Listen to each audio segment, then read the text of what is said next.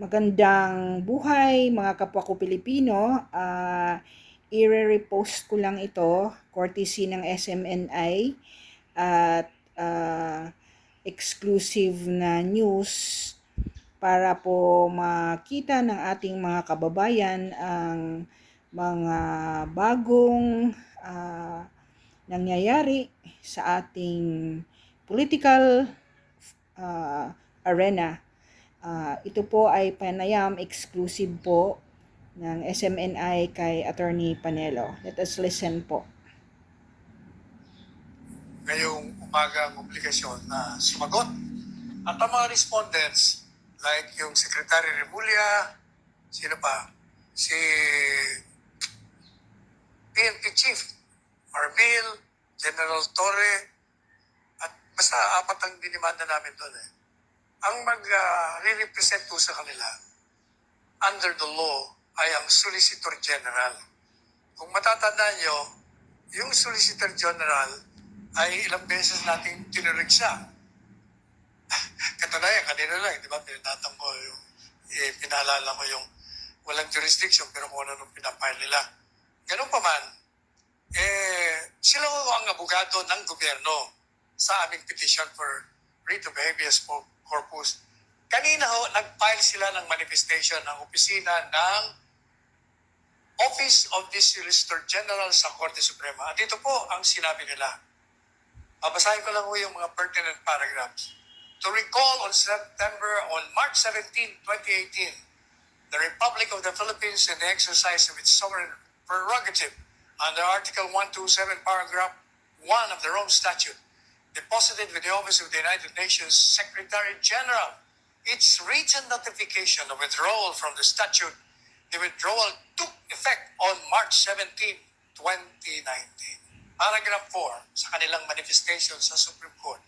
At sabi mo ng Office of the Solicitor General, in steadfast adherence to this sovereign decision, the Office of the Solicitor General has consistently maintained both in its submission before the ICC and its public statements that the case of the Philippines was not admissible and that the ICC failed to timely exercise its jurisdiction.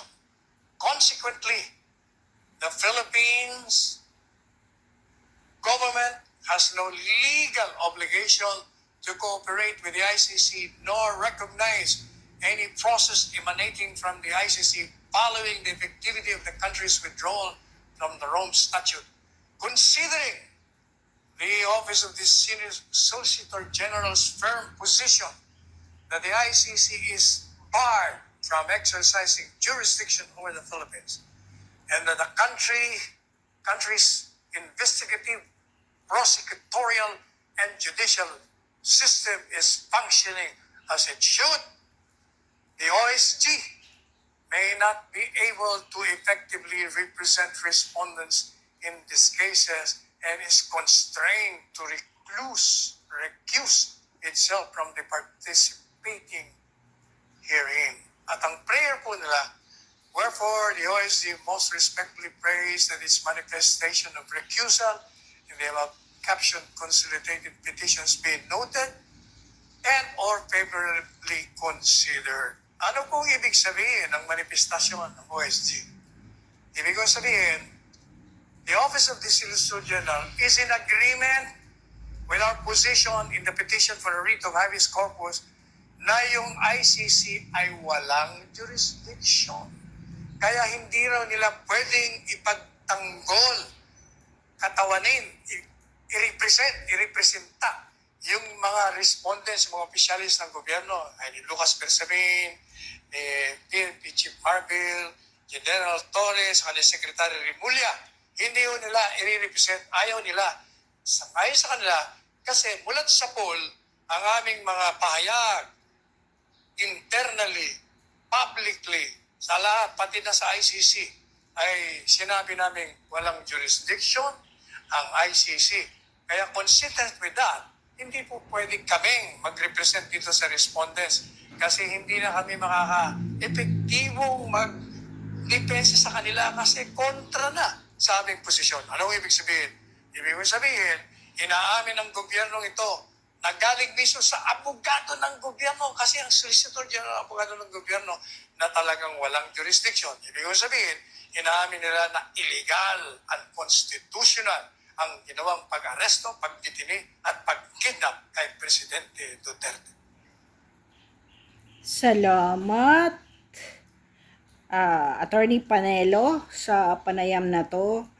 At kami po na nahahapis ay magbabantay po sa mga susunod niyong hakbang para maibalik ang former President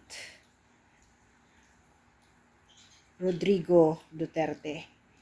Sana na papakinggan ang mga ganitong boses ng ICC ngayon na talagang kahit ang ating Solicitor General ay nagsasabi na ino-honor nila ang ating pag-separate from the ICC.